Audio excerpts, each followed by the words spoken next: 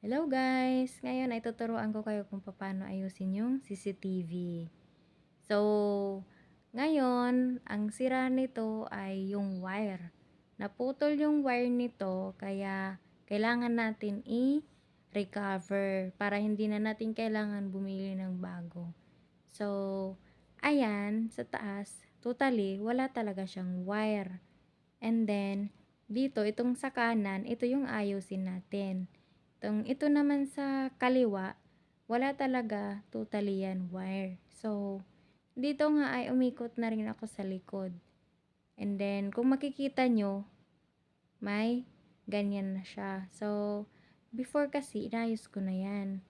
Ngayon, tuturo ko lang sa inyo kung paano ko yan ginagawa para mapagana yung CCTV. Ang ginagawa ko kasi dyan, para hindi na kailangan bumili ng bagong wire, pinagtsatsagaan ko yung mga wire na putol-putol at pinagdudugtong-dugtong ko lang. So, 'di ba? Hindi na natin kailangan bumili ng bago kasi gumagana naman siya. Dito nga ay binalatan ko lang yung mga wire niya, yung maliliit. So, ayan. Ingatan lang natin na walang mapuputol ni isa dyan. Kasi once na may maputol dyan na isa, hindi siya gagana. So, kailangan buo yung mga wire niya. Ayan. So, medyo mahirap nga yan tanggalin kasi iniingatan ko rin yan na hindi maputol. So, sa mga may CCTV dyan na hindi gumagana yung camera nyo o sa screen, i-check nyo muna kung may sira yung wire at saka yung camera niya. Baka yung camera yung may sira. Kasi minsan, naiinat dyan yung mga wire niya. Kailangan i-check nyo. Para hindi nyo na kailangan bumili ng bagong wire, diba? Pagkatapos kong itong balatan ay meron akong hinating panglagay sa CCTV wire o kahit anong wire dito para hindi agad-agad maputol or di kaya masira yung mga ganitong wire na nabalatan na. Hay, naku, giatay. Hindi ako concentrate. So, okay. Proceed. Sa paglalagay pala ng wire, meron ako isang nalaman na technique para ito ay mas matibay ang kapit. So, dito ay tuturo ko sa inyo.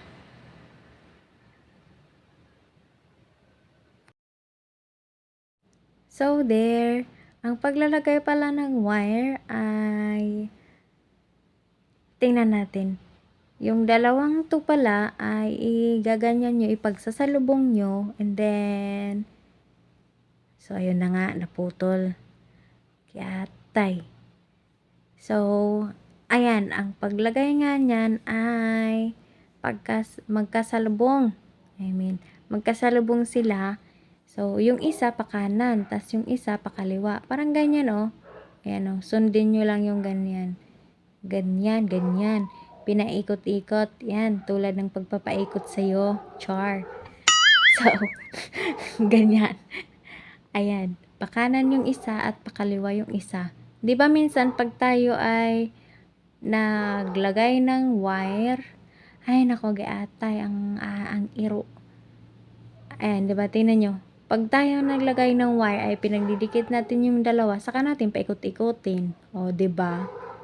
Kaya pala iniiwan tayo eh. Bilis matanggal eh. So, ganun.